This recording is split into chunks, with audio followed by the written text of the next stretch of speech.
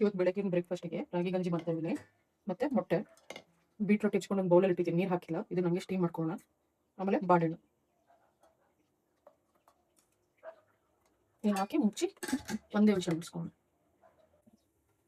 ರಾಗಿ ಗಂಜಿ ಮಾಡ್ಕೊಂಡು ಬಿಸಿನೀರು ಕಾಯಿಸ್ಕೊಂಡು ರಾಗಿ ಗಂಜಿ ಮಾಡ್ತಾ ಇದ್ದೀನಿ. ಬೇಗ ಆಗುತ್ತೆ ಈ ಥರ ಮಾಡಿದೆ.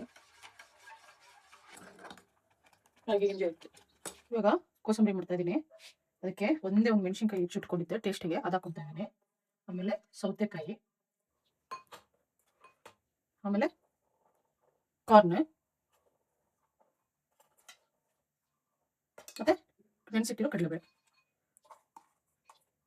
ಇದಕ್ಕೆ ಲೈಮು, ಮತ್ತೆ ಕೊತ್ತಂಬರಿ ಸೊಪ್ಪು, ಸ್ವಲ್ಪ ಸಾಲ್ಟ್. ಇದಕ್ಕೆ ಲಾಸ್ಟಲ್ಲಿ ಕೋಕೋನಟ್ ಆ್ಯಡ್ ಮಾಡ್ಕೊ. ಲಂಚಿಗೆ ಅವಕಾಡೋ ದೋಸೆ ಮಾಡೋಕೆ ಹೋಗ್ತಾ ಇದ್ದೀನಿ. ಅವಕಾಡೋ ಕ್ರೀಮ್ ಮಾಡ್ಕೊಂಡಿದ್ದೀನಿ. ಇದಕ್ಕೆ ಪೆಪ್ಪರು ಮತ್ತೆ ಸ್ವಲ್ಪ ಉಪ್ಪು ಹಾಕ್ಕೊಂಡು ಕ್ರೀಮ್ ಮಾಡಿ ಇಟ್ಕೊಂಡಿದ್ದೀನಿ. ಇದು ದೋಸೆ ತಿಕ್ನೆ ಸ್ವಲ್ಪ ದಪ್ಪ ಇರಲಿ. ಇದಕ್ಕೆ ತುಪ್ಪ ಬಿಟ್ಕೊಳ್ಳೋಣ. ಮುಚ್ಬಿಡೋಣ. ಇದನ್ನ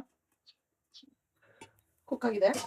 ಇವಾಗ ಇದಕ್ಕೆ ರೆಡ್ ಚಟ್ನಿ ಸ್ವಲ್ಪ ಹಾಕೊಳ್ಳೋಣ, ಖಾರ ಇದೆ ಇದು.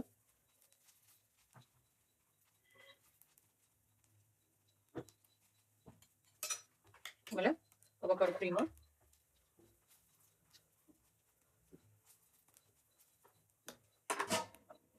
ಆಮೇಲೆ ಕಡಲೆ ಬೀಜ,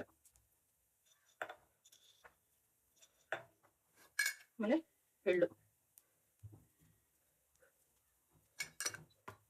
ಇದಕ್ಕೆ ಸ್ವಲ್ಪ ತುಪ್ಪ ಬಿಟ್ಕೊಳ್ಳೋಣ. ಮತ್ತೆ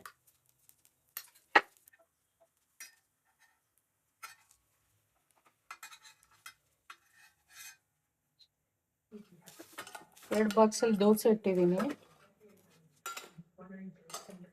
ಆಮೇಲೆ ಒಂದು ಬಾಕ್ಸಲ್ಲಿ ಕೋಸಂಬರಿ, ಬ್ರೇಕ್ ಟೈಮಿಗೆ ಪಪ್ಪೆ ಕಟ್ಟಿದ್ದೀನಿ.